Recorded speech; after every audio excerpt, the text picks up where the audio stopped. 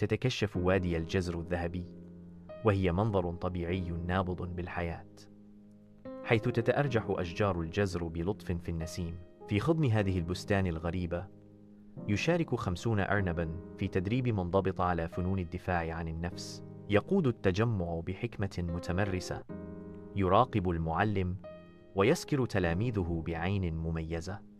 كل أرنب يعكس الآخرين في تناغم تام، وهو دليل على تفانيهم. يتلألأ العرق على فرائهم بينما ينفذون كل حركة بدقة ويسعون جاهدين لتحقيق الكمال. تنزل سحابة سامة على الوادي معلنة عن غزو كابوسي. يخرج 50 فأرا من النينجا الأخضر من الغيمة، كل منهم محارب صغير للتدمير. تتلألأ النجوم المتطايرة في مخالبهم بينما يستعد الجرذان لإطلاق العنان للفوضى. تعلن زينكرا زعيمة الجرذان: اليوم نغزو الوادي. في ساحة الوادي يتجمع جيش صامت من الأرانب، وفروها الأبيض يتناقض بشكل صارخ مع اللون الأخضر. بتركيز حازم يستعيدون عصي الخيزران وبسكويت الملفوف والروث المجفف من حقائبهم استعدادا لمعركة مجهولة. يتصاعد الترقب في الهواء بينما تعرض الأرانب أسلحتها المؤقتة وهي على استعداد للدفاع عن أراضيها. يسود ساحة الوادي سكون متوتر بينما يقف جيش الأرانب في وضع الاستعداد، وتلمع أعينهم بتصميم. تنفجر ساحة المعركة في فوضى بينما يقفز ويتلوى الأشخاص وسط المعركة. يستخدم تامبو الأرنب أذنيه كسلاح فيلقي فأرا نحو المستنقع.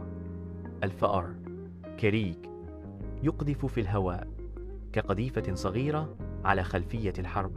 ليلى أرنب آخر تستخدم تقنية سرية لتدوير الأذن.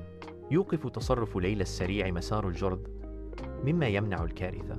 تستمر المعركة، دوامة من الحركة والصوت بينما تدافع الأرانب عن أراضيها. ساحة المعركة مشهد من الفوضى التامة مع اهتزاز الأشجار، وامتلأ السماء بالغبار والريش والملفوف الأرجواني المتناثر. وسط الحطام المتطاير تبلغ المعركة ذروتها وتظهر براعة الأرانب والجرذان القتالية. يهتز الهواء بطاقة الاشتباك حيث يشارك الأرانب والجرذان في قتال عنيف. تتساقط الريش والملفوف مع تصاعد حدة المعركة مما يرسم مشهدا سرياليا وفوضويا. تتردد أصداء ساحة المعركة بأصوات الحرب، وهي شهادة على الصراع الخام وغير المروض بين الأرانب والجرذان. في ساحة المعركة يقف زينكرا صامدا في مواجهة شوارب، والتوتر واضح. يخترق صوت زينكرا الأجواء: سنمتلك واديكم. يقف شوارب في مكانه متحد: سوف تمر فوق ذيلي أولا. ساحة المعركة تنتظر اشتباكهم. الهواء كثيف بالترقب والصراع الوشيك. في ساحة المعركة يدخل زنكرة وشوارب في مبارزة شرسة. صراعهم يتردد صداه عبر الأرض المدمرة. يدوي تصادم المخالب مع العصا، سيمفونية وحشية للقوة والمهارة. كل لقمة وصد تخبر قصة عن الحكمة والوحشية. بينما تتصاعد المعركة يخترق صوت شوارب الضجيج، إعصار الجزر. حدة المعركة ملموسة حيث أن مصير الكثيرين معلق في الميزان. في قلب ساحة الوادي تتناثر الفئران المنهزمة باحثة عن ملجأ بين أوراق الشجر. الأرانب المرنة التي تحمل جراحها بفخر تتجمع في أعقاب ذلك. يستطلع تونبو المشهد وشعور بالإنجاز في صوته: اليوم حمينا الوادي. يدوي صوت ليلى بعزم لا يتزعزع: وسنعود دائما.